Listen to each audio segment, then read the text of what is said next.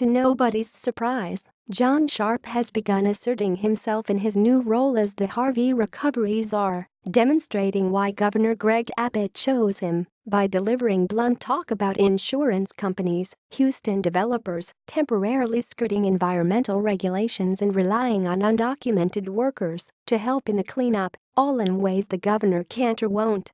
So, for example, in a public conversation last week with Texas Tribune co-founder and CEO Evan Smith at the Austin Club, Sharp said Abbott was suspending any and every rule and regulation, such as burn bans, that would impede the recovery.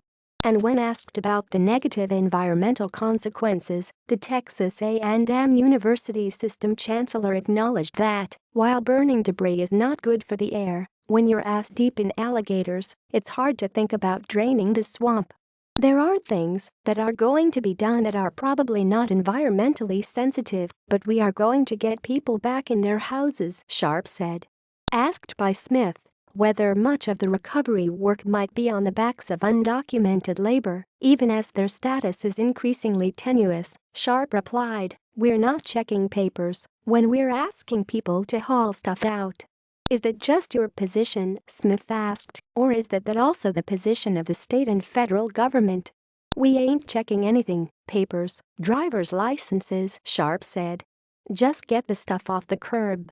Sharp said one lesson of Harvey is that some developers had too much power in Houston and will have to be told where they may no longer build. "We're going to have to say that," Sharp said. Sharp was also particularly critical of the insurance industry, saying Texans will have to be treated better than disaster victims elsewhere to prove that insurers are, as their ads say, a good neighbor and that Texans are in good hands with them. "The first money in a disaster has to come from insurance companies, but what is happening too many times in this state was insurance agents saying, 'Well, let's see how much you get from FEMA, or let's see how much money you get from the state,'" Sharp said. "You know, that's bullshit," he said. "That's not where the money is supposed to come from. The first money is supposed to come from them. I have hired a survey company to go in from one end of the coast to the other and see just how extensive this is, and when we find out how extensive it is, we are going to let you know," Sharp said. Smith asked if the governor and the state's other elected leaders share his critical eye toward insurance company behavior. "I don't know," Sharp said. "So," Smith said, "this is just Sharp freelancing?" "Yeah," he replied. Sharp, a former Democratic state controller, said he wasn't sure why Abbott chose him to lead the governor's commission to rebuild Texas, except that he knows a lot of people from his long years in state government and politics. "I think he wanted somebody with experience dealing with legislative and public officials, been through the politics of it a bit," Sharp said. "Not that I've ever been really successful in politics, but at least I knew some of them." After serving 2 terms as controller, Sharp ran for lieutenant governor in 1998, losing to Rick Perry, his former classmate at Texas A&M, by 2 percentage points. 4 years later, he ran again and lost to David Dewhurst by 6 percentage points. Sharp said Abbott didn't ask him to chair the commission so much as tell him he was going to do it. The only question was whether he could keep his day job running the A&M system, and the governor said he could. He said, "You probably only spend 8 to 10 hours a day on that, right?" "Well, you've got 14 more," Sharp said. "One advantage he has," Sharp said, "is, I'm not running for anything. I don't give a damn what anybody except 9 people at A&M think of me," he said, referring to the A&M System Board of Regents, which in August voted to extend his tenure, which began in 2011, into 2023. "And some days not even that," Smith said. "As long as I've got 5," Sharp said. Abbott's appointment of Sharp and Sharp's effusive praise for Abbott's performance since Harvey hit have obvious political advantages for a governor up for re-election in 2018.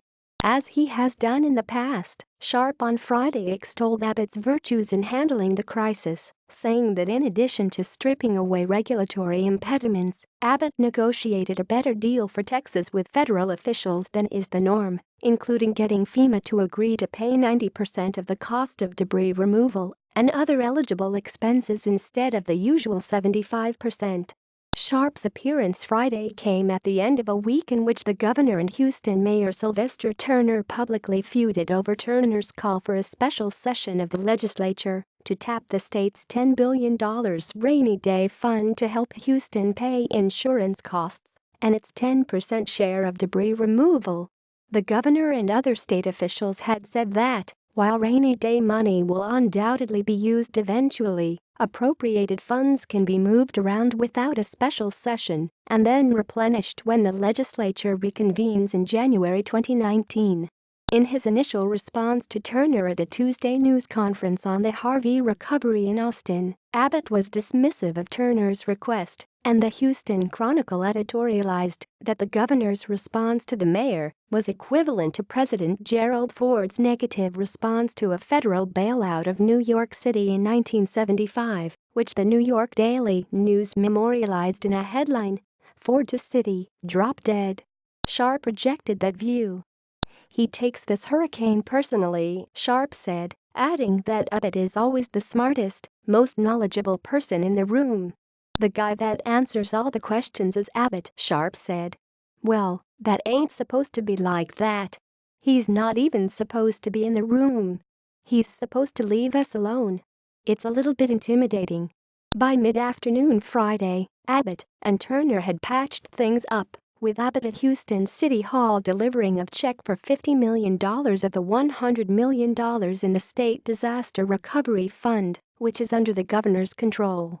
Sharp, who had originally planned to return to College Station from Austin on Friday but rerouted at the last minute to Houston, was there for the moment of reconciliation, the biggest political bump since he became head of the governor's commission to rebuild Texas. Aside from some frayed nerves, Sharp said, Texas and Texans have performed superbly in response to Harvey. "The good part about this is it sure showed the world the Texans are a different breed of cat," Sharp said. "We probably have the best disaster recovery operation that exists in the United States," he said. "I think the other states would agree."